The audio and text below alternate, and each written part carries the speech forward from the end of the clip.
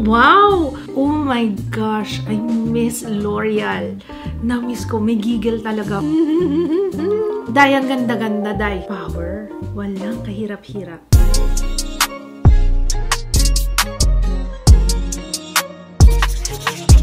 Hello everybody! Welcome back sa ating channel. Today's swatches tayo. Ang dami nito. But I'm excited. Highly requested itong L'Oreal Infallible Matte Resistance. Actually, bumenta siya sa akin. Matte Resistance?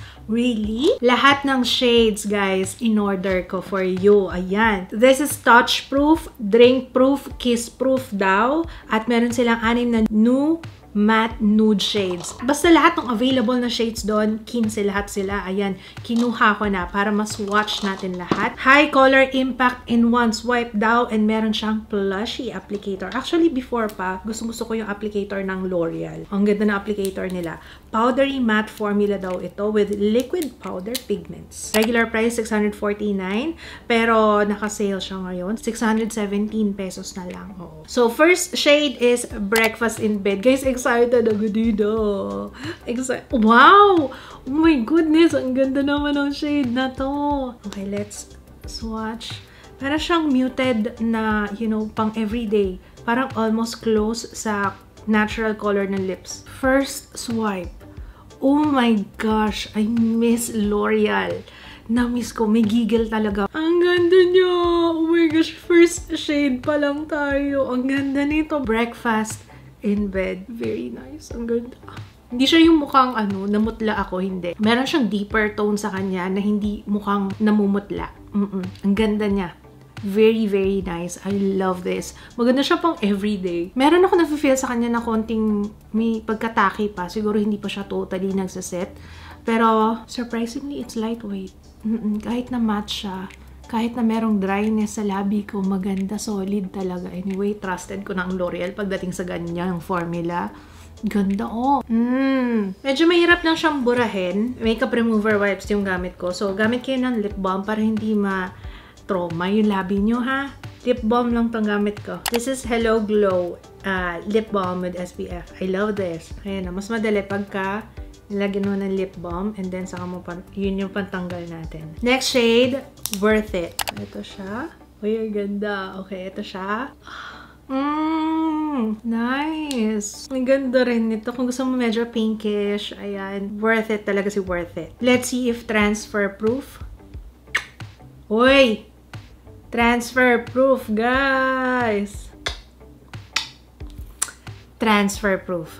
Definitely. Next shade is Major Crush. Okay. Ang ganda lahat. Okay, pangatlong shade na tayo. Oh my gosh, ang ganda. Ang hirap mamili. Okay, favorite ko rin siya. Ang ganda na shade. Oh, ang ganda. Wala pa akong ganito. Wala pa akong ganitong shade na as in ang perfect ng kulay. Ang ganda. Major Crush. I have a major crush kay Major Crush. Next shade is Summer Fling. Oh, mas lighter siya na pink. Let's see. Ay, hindi. Ayoko na. Ayoko na. Itigil na natin to. Parang lahat maganda. Ano na? Wala akong hindi. Oh my gosh. Parang lahat, you know, ito pang fair-skinned na pink. Pero ang ganda pa rin niya. Kahit hindi ganun ka-fair yung skin ko, this looks very, very nice sa akin. I love it. Ang ganda. Oh my gosh. Summer Fling. Next shade is Tropical Vacay. Oh. Okay. This one is medyo warm siya compared dun sa last natin. It's okay. Pero parang may kamukha na siyang shade, ano? So, yan si Tropical Vacay. Next shade is Worth It Medium. May Worth It na kanina, diba? Gusto ko rin yung Worth It. Pero ito naman medium siya. I'm guessing this one is a deeper shade. Okay. Let's see. Worth It Medium. Oh, wow. Oh my God. Ay, ang ganda. MLBB to. Sa mga bago, MLBB is my lips but better. Hindi na kasi siya masyadong ginagamit lately, ano? Worth It Medium. So, ito siya on swatch. Ito siya on my lips. Oh gosh, gosh. Gusto mo ba to o yung Worth It kanina? Yung medium o ito? Oh my goodness, ang hirap. But anyway, marami pa tayong shades na pagpipilian. Let's move on. Next shade is Snooze Your Alarm. Parang ginawa ko yan kaninang umaga. Ano na, ito na naman tayo. Nako. Wala akong problema sa itsura niya on my lips. Hindi siya nagsisettle dun sa lines ng lips. Medyo reddish na siya, pero more on the warm side. Day, ang ganda-ganda, day. Ito siya on swatch, and ito siya on my lips. This is Snooze Your Alarm. Next shade is Crush Alert. Okay. Ito, common na sa akin tong shade na to. Okay. Ayan si Crush Alert. Next shade is Rose Heat. Sobrang vibrant nitong kulay na to. Ayan si Rose Heat. Ang laman pala nito, guys, is 5 ml. Nakalagay dun sa sticker na nakakabit dito. Actually, ang daming sticker. 3 kagad. Shopping. Ooh, shopping spree. Alright, so ayan si shopping spree. Next shade is Lazy Sunday. Oh, deeper shade pala si Lazy Sunday. Let's see. Very powerful na color. Ito siya on swatch, and ito siya on my lips. Lazy Sunday. Power. Power, ano? I like it. Next shade is Road Tripping. Oy, wow! Road Tripping. Ang ganda ni Road Tripping. Yung first one. Naalala niyo yung first one na sinwatch natin? Yung Breakfast in Bed. Mas deeper si Breakfast in Bed. So, kung medyo dark sa inyo yun, ito ang second choice. Ganda. Parang bet ko si Road Trippin'. Siya yung susuotin ko today. Ang ganda nito. Nice, nice, nice. Dapat susuotin ko si Breakfast in Bed eh. Pero parang si Road Tripping yung mas trip ko. Next shade is First Move. Para siyang mauve na shade. Personally, I like this. Ang ganda. This is nice din. First Move. Bet ko rin siya. Ang ganda. Next shade, ito medyo vibrant siya. This is French Kiss. Sabi ko sa inyo, vibrant talaga siya eh. Grabe. Sobrang vibrant niya talaga. Almost neon. No? French Kiss. Next shade is Le Rouge Paris. Oh, this one is deeper and cool tone red. Alam nyo, yung applicator ng L'Oreal, one of the best talaga. Sobrang daling i-apply. See? Walang kahirap-hirap. Ito si Le Rouge Paris. Ganda rin ito. Yay! Last shade na tayo! Pagod na yung labi ko! Pero I love doing this, guys, ha? Wine na... Oh! Wine Knot. So, ayan si Wine Knot. Ito siya on swatch, and ito siya on my lip. Siyempre, ang napili kong susuotin is si Road Trippin'. Gusto ko talaga siya. Guys, this is the shade na napili ko for today. Ang ganda, no? Hindi ako madalas magganito eh. So, i-wear test natin to. Babalik ako later on kung kumusta siya after kumain. So far, I like this. I like the shade. Sobra. Okay, kakatapos ko lang kumain. It's now 7:27. Oily yung kinain ko ah. As in oily. Nasi lemak ko. Kaya oily talaga. Pero, hindi kailangan ng touch up. Hindi kailangan, no?